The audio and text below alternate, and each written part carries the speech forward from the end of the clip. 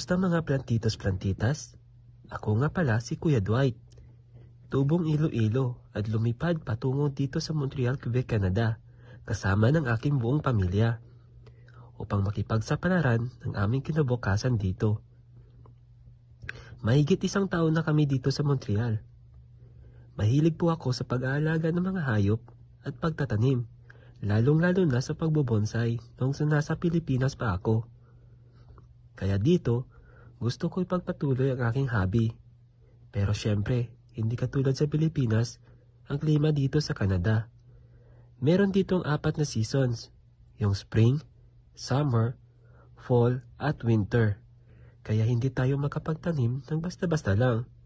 Kaya masusubukan ko ang aking sarili at kakayahan sa pagtatanim at pag-aalaga.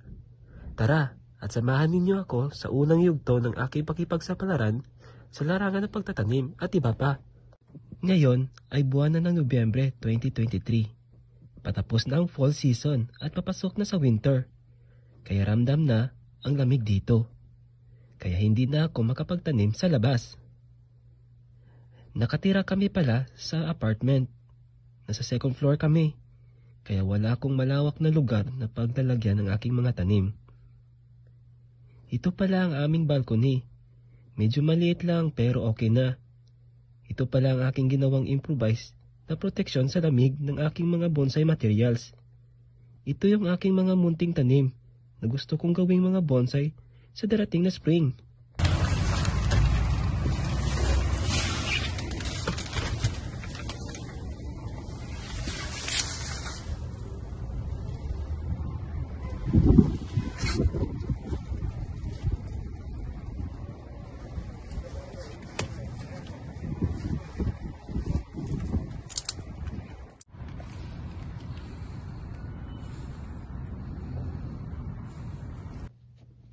Baka magtaka kayo kung bakit mukhang nagdidilaw o walang dahon yung ibang tanim ko.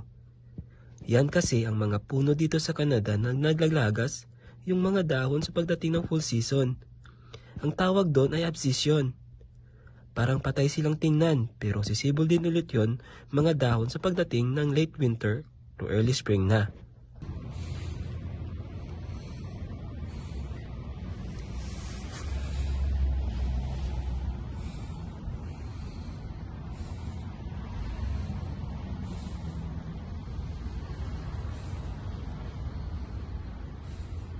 Gusto ko rin pala magtanim ng mga gulay sa darating na spring season. Kaya ngayon pa lang, naghahanda na ako. Ito palang mga ginagamit ko na pwede gawing pataba balang araw. Tulad ng balat ng saging, mansanas, pipino, orange at iba pa para gawing compost. Ito pala yung mga tuyong dahon na inipon ko na pwede din gawing pataba. Dito ko pala iniimbak ang mga pwedeng gawing compost para sa pagdating ng spring season sa next year ay pwede nang gamitin. At ito pa, mayroon akong sawdust o wood dust ang tawag. Galing ito sa pinagtatrabuhan ko. Mabait kasi yung mga supervisor namin sa company. Pwede mong dalhin yung mga bagay na hindi na ginagamit. Kaya dinala ko na kasi mapapakinabangan pa naman. Ginagamit ko din ito nung nasa Pilipinas pa ako. Dahil makakatulong din ito sa draining system, mabilis na paglaki, at paglago ng mga halaman. Hanggang dito na lang muna mga plantitos-plantitas ang aking ibabahagi sa inyo. Sana subaybayan ninyo si Kuya Dwight sa aking buhay plantito dito sa Montreal. Salamat!